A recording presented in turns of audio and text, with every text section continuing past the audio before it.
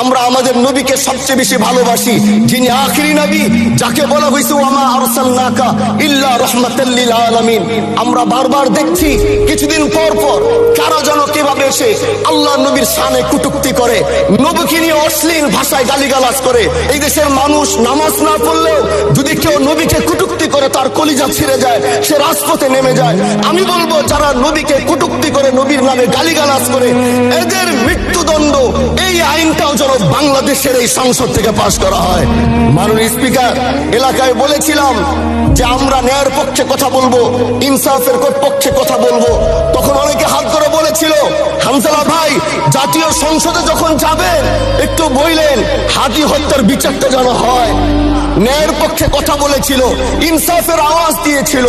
আমাদের মতোই যুবক মাননীয় স্পিকার, তিনি এই যে স্বপ্ন বলেছিল এক সুন্দর বাংলাদেশ করবার, রাস্তার ভিতরে সেই স্বপ্ন থামিয়ে দেওয়া হয়েছে।